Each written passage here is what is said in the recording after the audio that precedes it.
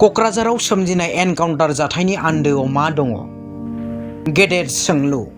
जोनोम जागोदान 15 साननि उन्दै गथ'साखौ बिखायाव गोबानानै दुखुजों मोदै हुगार हुगार मानो गाबनो गोनां जाखो? बारग' NDBSनि सासे केडार जोंसार मुसाहारिनि अनजालि बिसिजों लोगोसे नखरनि सुबुंफोरा।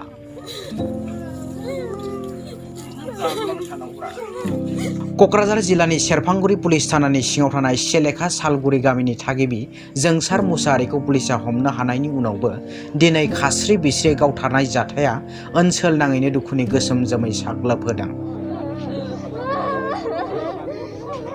गोरिब नखराव जोनोम मोननाय जोंसार मुसाहारिया नखर संसार सामलायनो थाखाय सान हर हाग्रा बंग्रायाव दंफां फालांगि खालामनानै खुनुरुखुम नखर संसार दैदेनबाय थानाय समावनो दिनै ULBनि मुङाव जिउ खोमानांनाय थासारिखौ गोरलै गनायना लानो हायाखै दुखुथिया नखरनि सोद्रोमाफोरा।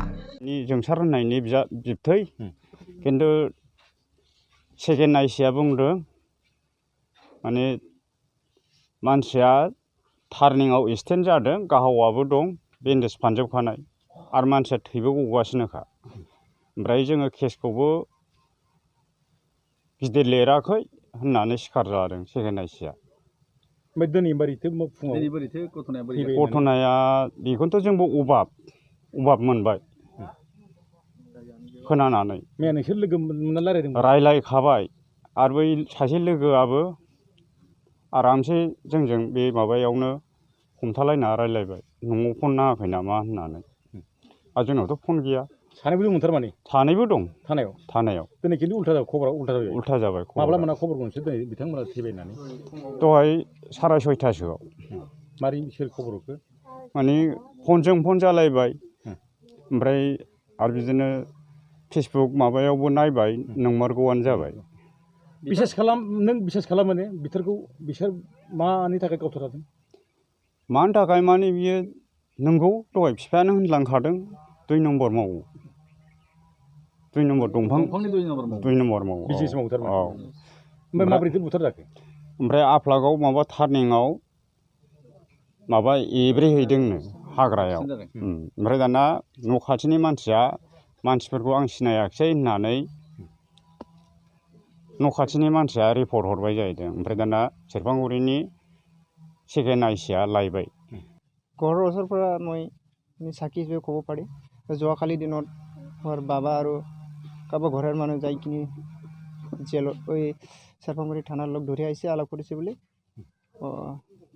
আজি ওলাবার জন্য আলোচনা কৰিছে বুলি তারপরে আজি রাত্রি কেনেকা ধৰণে লৈ কিনি জংঘলত গুলি মাৰিয়া এখন ডেড বডি কৰিছে। আমার কনফিউজ হৈছে কিয় কাৰণে এনেকা হৈছে, কিন্তু মানুহটো ব্যক্তি হিচাপে কাম করে খাওয়া মানুষ বিজনেস করেছে, মদ খাই ঘরে থাকে সবসময়, বাহিৰত নাযায়। এদিন বা কিয় কাৰণে গেছে ঘোরা করে লগ খাব ঘৰত মদ খাবা গেছে বলে মদ খায়া বেশি হইয়া মানে রাস্তার এক্সিডেন্ট হয়েছে এরকম শোনা পাইছে। এক্সিডেন্ট করে ধরে লইয়া থানাত বহাইছে, থানার পৰা ঘৰত খবর দিছে, তারপরে গেছে আলোচনা করছে। এইখিনি আমি ক'ব বিচাৰি। বিশেষ সত্যৰে ULB সদস্য আছিল বুলি জংসাৰ মুছাহাৰী নহয়, এইটো নতুন সংগঠনৰ মানুহ হ'বৰ নাপায়। আমি ওচৰৰ মানুহ ডেইলি দেখা পাই। এইটো নতুন আপাৰেট মানুহ হ'লে জংঘলতো থাকে, এইটোতো ঘৰতে থাকে, কেনেকুৱা থাকিব পাৰিব? এক্সাম্পল মানুহটো ঘৰত থাকিব নাপাবে, এইটো নহয়। 100% এই ঘৰত থাকিয়ে কাম কৰা খাওয়া মানুহ। बेराफारसेथिं क'क्राझार पुलिसा फोरमायनाय बादिब्ला थांनाय माखासे साननि सिगांनिफ्रायनो क'क्राझार जिल्लानि दाब दाब थावनिफोराव गोदान हाथियार लाग्रा हानजाया रां दाबिबोदोंमोन। बे समावनो क'क्राझार पुलिसा गोख्रों संदांगासिनो थानाय बुब्लियावनो दिनै जोंसार मुसाहारि आरो जनक कुमार ब्रह्मनि मुङा सोराङाव फैयो आरो जाथायजों लोब्बा थानायनि दायाव पुलिसा सेरफांगुरि पुलिस थानायाव जोबना लाखिदोंमोन। আজি কেইদিনমান আগৰ পৰা আমাৰ ঝাৰবাৰী উল্টাপানী পাটগাঁও ফালে কিছুমান এক্সটৰ্শন হৈ আছিলে। নতুন যিটো অৰ্গেনাইজেশ্যন ফ্লোট হৈছে ULB আৰু আমি কমপ্লেইন পাই আছিলোঁ, আমাৰ তাত মানুহ আহিছিলে। সেই সংক্ৰান্তত এটা কেছ ৰেজিষ্টাৰ কৰিছিলোঁ আমি কোকৰাঝাৰ থানাত। এই এক্সটৰ্শন কৰি যে টকাখিনি লৈ আছিলে সেইটোৰ ওপৰত আমি কমপ্লেইন 4-5টা পাইছিলোঁ, এটা কেছ আমি ৰেজিষ্টাৰ কৰিছিলোঁ। যোৱাকালি ৰাতিপুৱা তেনেকুৱা এটা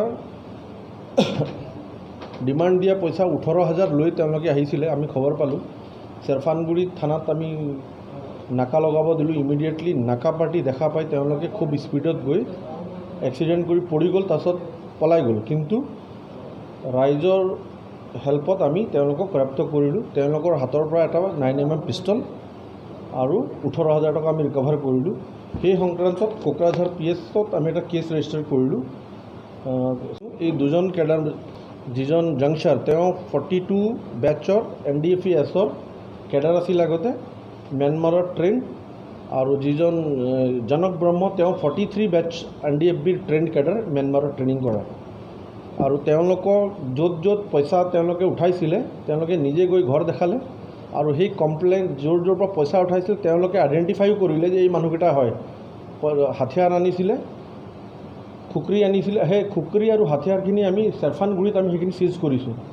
তেওঁলোকৰ পজিশ্যনৰ পৰা আমি পাইছোঁ সেইখিনি বস্তু। मख'नो गोनांदि बर'फोरनि गेजेराव गोजोन गोरोबथा BTR सुक्तिनि उनावबो फिन हाथियार लानानै सोमावसारनायनि मुङाव दिनै बर'फोरा आरोबाव पुलिस मिलिटारिनि गुलिजों जिउ खोमानांनाया BTR ओनसोलाव बेसेबां गोजोन खौसेथि आरो जौगासारनाय लाबोनो हागोन बेखौ समासो दिन्थिसिगोन।